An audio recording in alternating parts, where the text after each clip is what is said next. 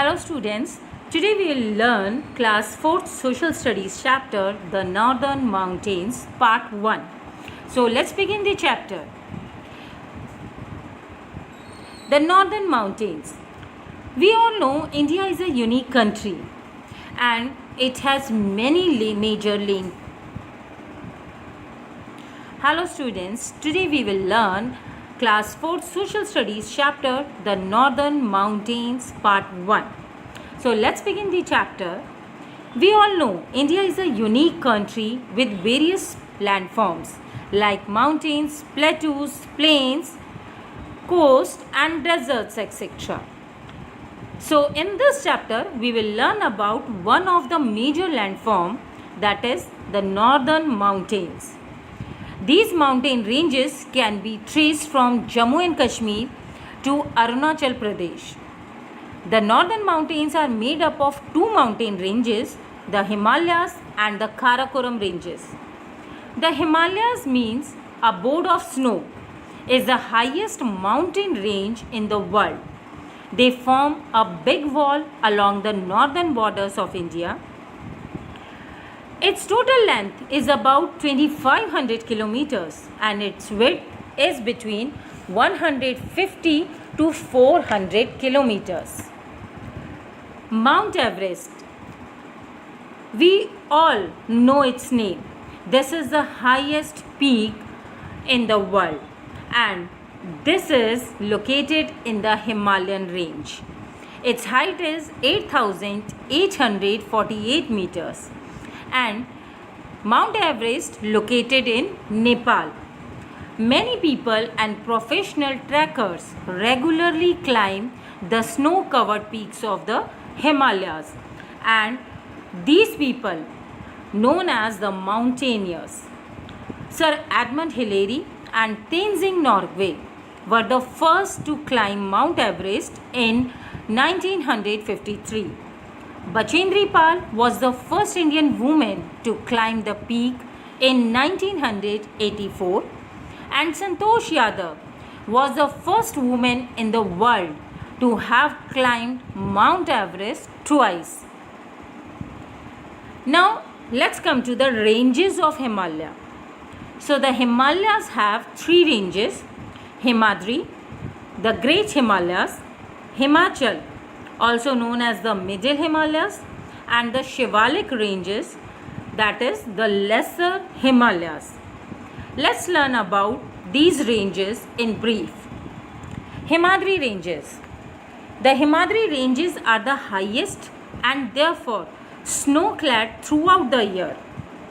Glaciers are found in this region and as a result, rivers like Indus, Ganga, Yamuna and Brahmaputra originate from these glaciers. Some of the highest peaks in these ranges are Kanchenjunga, Mount Everest and Annapurna.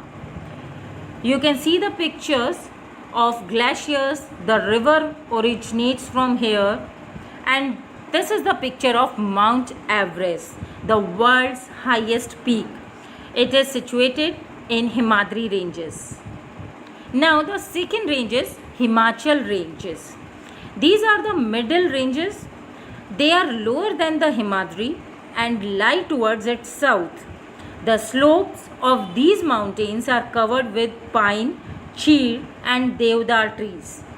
Fruits like apples, plums, pears, apricots, cherries and peaches grown here. Terrace farming is done in these mountain slopes. And we find many hill stations like Srinagar, Gulmarg, Pahalgam, Dalhousie, Shimla, Kullu and Mussoorie here. You can see the pictures of fruits and the trees. Those are found in Himachal ranges. And these are the pictures of the hill stations which are located in the Himachal ranges. Now the third ranges, Shivalik ranges. The Shivalik ranges are the lowest and they lie in the extreme south of the Himalayas. These ranges are known for their thick forest and wild animals such as tigers, leopards, bears and crocodiles. The foothills of the Shivalik form the Tarai region, and most of this region lies in the Uttarakhand and Uttar Pradesh. It is marshy area that receives a lot of rainfall. The Jim Corbett National Park in Uttarakhand is a place of tourist interest. You can see the pictures of Jim Corbett National Park and the rivers located in this region. The other two pictures, which is on the left and right hand side, these are the hills situated in Purvanchal ranges and the tribe which is also located in the Purvanchal ranges. They are not very high and have thick forest with huge variety of wild animals. The Garo, Khasi, Jaintia, Naga, Lushai and Mizo hills are part of these Purvanchal ranges, and the same name, the tribes those are living there, they have the same name like Garo tribe, Khasi tribe, Jaintia tribe. So in another word we can say the hills and the tribes both are having the same names. With this we end up this chapter.